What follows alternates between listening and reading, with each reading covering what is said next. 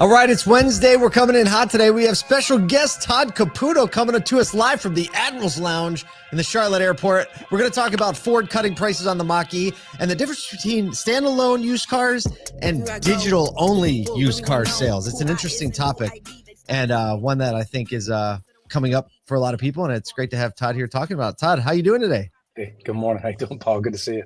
You are running like all over the country all the time now. Right, so it's fun. I like it. It's good. I can tell you're smiling. Good to stay busy. You're much more relaxed than you were when you were like in the stores every day. You got this whole vibe about you back then. No, I'm good. Yeah, having fun.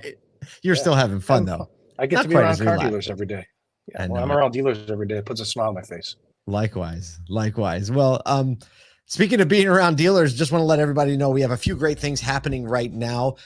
Today at 1 p.m., we have our next ASOTU Edge webinar. It's with our friends at Upstart Auto Retail. They're going to give us the results of a 100 dealer survey that they did. So speaking about being around dealers and what they're thinking, we're going to be answering a lot of questions and providing a lot of insights. I'm going to be with my friend Keyshawn Batts. He's going to be walking us through the survey. Very quick webinar. Very fast, 25 minutes. You're in, you're out. It's a lot of fun. You can go to asotu.com. It's right there when you land on the page. Just scroll up a tiny little bit. You can register for free. Hope you join us today at 1 o'clock. It's going to be worth it because every dealer wants to know what other dealers are thinking. That's just how it works. Also, ASOTUCon is only 83 days away now. We are updating the speaker page on a regular basis now. It's going to be in May 14th through 17th, main days 15, 16. We have a lot of great announcements of dealer groups who are actually doing their events in conjunction with ASOTUCon. So it's going to be full of dealers. It's going to be full of industry partners, very innovative ones. Really, we're starting to talk about it like the most innovative ideas in auto are born at ASOTUCon. We can often track conversations that happened at ASOTUCon through actual like product development and implementation. So still early bird tickets right now. That's going to change probably in just a few days here. And we're going to have a lot of great panels. Go to the speakers page. You can start to see, I don't know, we probably have 20 or so up there, but we're going to have over 50 amazing speakers. And if you go look at the speakers page right now, you're going to be like, oh, like this isn't like, you know, some new guy. This is very experienced industry expertise, people on the forefront. So check it out. Todd's going to be there.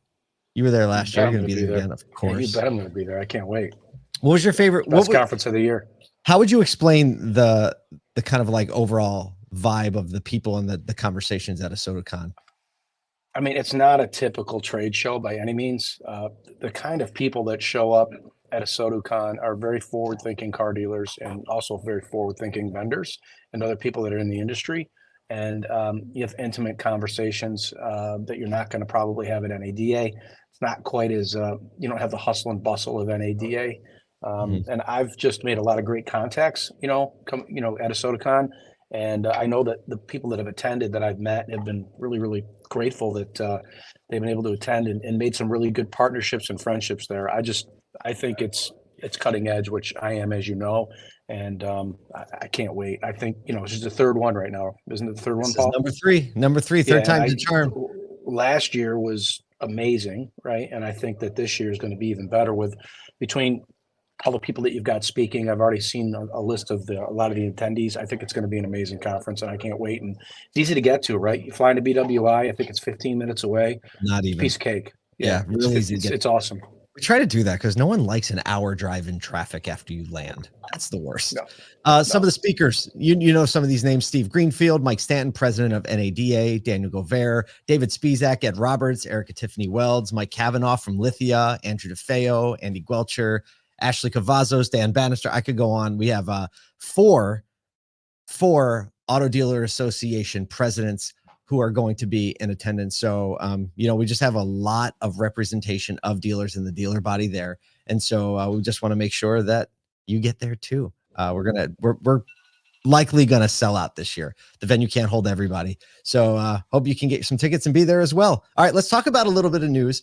I want to get to the last story, but it's appropriate, I think, Todd, that we have you as a guest today because now you live in Charlotte. You're Charlotte based. And today in 1948, was when NASCAR was founded by Bill France Sr. He was a race-loving mechanic who was tired of going to races where the promoters would run off with the prize money, actually, which is why he actually started NASCAR to standardize the ruling and enforce fair competition and serve as its first president. And obviously, NASCAR has become a major American spectator sport, created a multi-billion-dollar industry. And Todd, you kind of live in like I'm in NASCAR heaven. I'm in Mooresville. Like that's NASCAR heaven. You saw my place, right? Like absolutely it's everywhere. I love it. Yeah, it's so. it's If you don't understand this, people, in most normal places in the world, there's like a house with a garage. Well, in Mooresville, in the area you live, they have these neighborhoods that is basically a garage with a living quarters, right? They have these, and you can fit like 20 cars in these garages, and they have like apartments attached to them. It's a really special, cool thing. Garage-ominiums. What are they called? Garage-ominiums. Garage-ominiums. Yeah, everybody down here just loves cars. I mean, you talk about everybody loves cars. I think they might love cars actually more than people. So I know that's why we got to get more of these shirts walking around so we get heckled exactly. a little bit. Let's talk about some news. Ford a little bit. So Ford has significantly reduced the prices of their 2023 Mach-E's, slashing costs by $3,000 to like $8,000 across different models to enhance the competitiveness against Tesla primarily. So the price reduction is also coming with some very attractive finance offers like 0% for 72 months, plus a $3,000 to $8,000 cash incentive on leased vehicles. So they're really trying to move these. Now it's really close to the pricing of the Model Y. They start now in the low 40s. Mach-E, it's worth mentioning, is second to the Model Y in EV sales in the segment in the US. And they don't currently even qualify for the $7,500 tax credit. Ford CEO Jim Farley emphasized the need to get more affordable EVs out there. And Ford spokesperson Marty Gunsberg said, we're adjusting pricing to keep up with like what the strategy and the demand is. So is this any surprise to you, Todd? No. No. No. Do we really need to talk about EVs this morning? Right. Like, I think it's like people cannot afford them. There's just not enough infrastructure, period. Someday, right? Like EVs, they're great. I love them, but you got to be able to charge them. People can't have range anxiety. You can't charge them in 20 minutes or half hour or longer. They got to be able to charge in 5 minutes or less, just like you pump your gas, and you got to be able to do it everywhere. So it's going to be a while. I think the cars are great, but yeah, you're an EV driver. You own an EV. I do, and I like it a lot, but I don't trust it when I take it on long distances, which is part of the problem. So,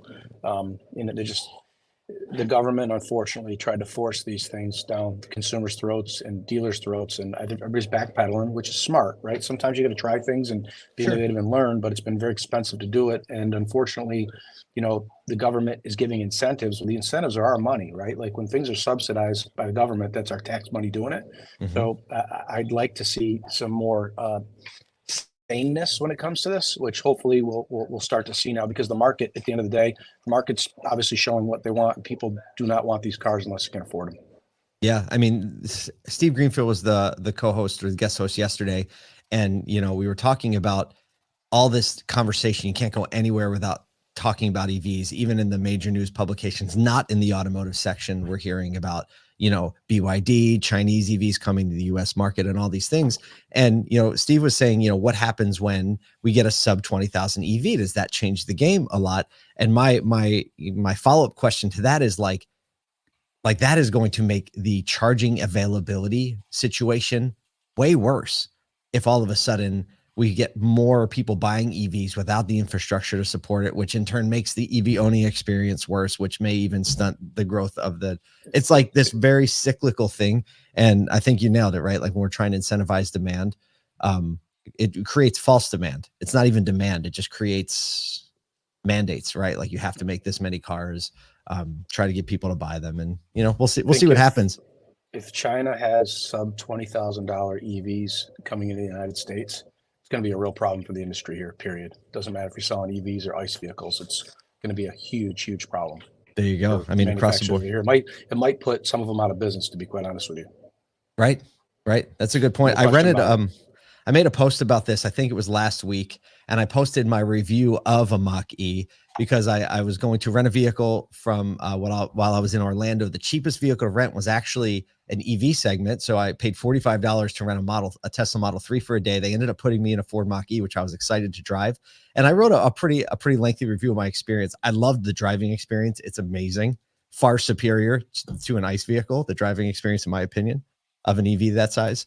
But some other challenges, I talk about them in the review. You can go find And them they're if you great want cars, on my LinkedIn. no question about it. Absolutely. They're good cars. It's just fun to drive. You gotta be able to charge them. I didn't have to charge mine at all. I'd make sure I didn't have to charge mine. And you can't be where it's cold like where you are in upstate New York, because if you do, it crushes the battery life fast. I saw an article about it was from it was a Rivian article, or an article about some Rivian drivers, and they were in Chicago and they were at the car rental, and there was some like backup at the rental counter and they were waiting on cars, and so it was just a really long line, and they asked if they said, we have 5 EVs. Do we have anybody that wants to rent an EV? You can come right to the front of the line and get it. 2 people went up to get the EV, and the Rivian drivers were like, I would never rent an EV in this climate. I don't trust it. And they were experienced EV owners, right? And they still were like, no, not going to do it. And it's someday, just not today. Maybe someday, 2030, not 2024. Yeah, exactly. All right, let's get on to the main topic and story I wanted to talk about today. You actually sent me this article. It's an auto remarketing article written by Joe Overby, who, strangely enough, is going to be a guest at a SotoCon. Joe Overby from great guy, super sharp guy, amazing. So excited he gets to participate this year. But basically, despite the turbulent market, some standalone used car stores like Sonic Automotive's Echo Park have actually been able to navigate through this market volatility with strategic adjustments, while companies like Vroom, remember, Shift, Car Lots, are no longer even around, which were digital-only used car outlets. Now, Echo Park is obviously a physical, location-based used car outlet, and there have been a lot of shifting back and forth. And you have a lot of firsthand experience with Sonic, understanding how the Echo Park system works. What is your, why did you send me this article, and what's your perception of like what's going on and why they're able to adjust and still make this work? Well, I think, not just talking about Echo Park, but just the standalone used car dealer himself, right, or herself. They are really, really struggling. So tied to no like manufacturing, no new car sales, only just used cars. They're struggling. I mean, look at when you go travel, right? Or even if you're local, look at how many little car lots are closed down, or even some of the bigger ones. I was in Reno a few weeks ago to client. There were some big used car dealers on the auto strip there. They're closed, right? It's very, very difficult for an independent used car dealer to compete and be profitable in this environment. Whether or not they're omni-channel or completely online like Vroom or Shift, it's extremely difficult because of the prices of used cars are just too expensive. The supply issues, the pricing of the cars, the financing. I mean, if you look at the price of a brand new car with 0% financing for 60 or 72 months, or even 2.9, versus a comparable car that's almost brand new, maybe 1 or 2 years old with low miles, the payment is the same or lower on a brand new car. And people are going to buy the new one, right? Or they're going to lease it. So, the independent used car dealer is going to get squeezed. Also, banks have tightened up quite a bit on loaning money on used cars, because I think they're nervous about the value of some of these used cars. So used car, after, COVID hit, price of used cars went up 40%. And, we were at an average, when I own my stores, the average cost of my used cars, pre-COVID was 19 grand. Right. And those are late model, low mileage cars. Yeah. It shot up during COVID. The average cost was like 32 or 33 grand, went into the upper 20s. Now it's down to like 24 or 25 grand. And the prices have gone down, but interest rates also went up. So even if as the price went down, the rates going up didn't make the payment any lower for people. So, and it's extremely, extremely competitive for these used car dealers to go out and buy cars at the auction or buy cars from consumers. And they're not trading for the kind of cars that they can retail when they have these used car lots. Typically, people that trade in a car for a used car typically trade in cars that get wholesaled. So they're getting squeezed straight up, and as far as Echo Park and Sonic goes, I mean, they're extremely well managed. And I think the decisions that they made, although they were probably painful, it was a wise move, right? If they couldn't supply enough cars to all their stores because of supply issues, and then did the right things, and I don't think they shut them down permanently. I think the wording that they use in a lot of the press releases is they were just going to close them temporarily, and they may open some of them back up. And I don't want to speak for them, but I think that's what they said in their press release. when they spoke about the subject. Sonic's extremely well run, very well managed. I know the people that manage the Echo Park platform. They're sharp guys, right, and sharp girls, and they know what they're doing. I think that they're probably going to be one of the ones that weather the storm. Penske did the same thing. Penske closed a couple of their car shop locations, and I think they paused on opening up any more of them in the U.S. because they're being smart about it, right? They did. Just used cars are not. The price is not there yet. It's just like we talked about with EVs. The price of used cars needs to come down, just like EVs have, in order for people to be able to afford them again. If not, they're going to buy brand new cars. New car supply is coming up. Incentives are there now. And if a consumer has a choice between the two, I think they're probably going to pick a new car because most people are payment driven. Got it. There's also something to be said, I think, for the diversification of a new car franchise. And where the used car operation is a department in the overall business. You have a new car department, a used car department, a service department, a parts department, right? And so you have all of these lanes. It seems like you're insulated a little bit more from a lot. And so you had an interesting setup where you had a Chevy store, right? And that was your only new car franchise, but then you had multiple used car outlets. How did you leverage the new car store to feed the lots? Because it was a smaller Chevy store, but it was like several sizable used car operations. So two things. Number one, right, you got to have fixed operations in order to cover a good percentage of your overhead, right? You got to have absorption in your dealerships, and that's something that a lot of used car dealers lack. That's why a lot of them haven't made it.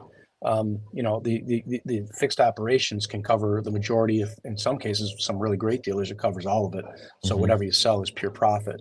But in my situation, my used car departments, or my used car operations, those standalone dealerships I had customer pay service in those stores, right? I had them in 2 of the 3 used car locations that I had, and that allowed me to have that part of that overhead covered, so I was still profitable in doing it. And a lot of used car dealers just don't have that. They're only fixing their own cars. Sales They're not set up. Yeah, they're not set up for customer pay or for warranty work on the extended warranties that they sell. So it makes it more difficult, and that's why I think a lot of them haven't made it. Does Echo Park have fixed ops or customer pay fixed ops? No, they don't. Most don't. I will say, having been like pretty closely tied in with it, you had developed a really nice service experience. Where you would drive into a nice area, you were greeted by like professional service advisors. There were walk arounds. Your facilities were beautiful, and it was like going to a new car store. It was. It felt just like going to a new car store, except it felt actually a little more, a little more creative and customer friendly because you had the flexibility to design it however you wanted, and you did a great job. True. Yeah, true. Yeah, the fixed op side is good. Well, Todd, safe travels wherever you're heading today. Thanks for being with us today. Always appreciate it. Thanks for having me. And hey, everybody else, make sure you sign up for that webinar today, 1 o'clock. We're going to let you know what 100 dealers think about digital retail, and go grab an ASOTUCON ticket while you're at it because you don't want to miss it.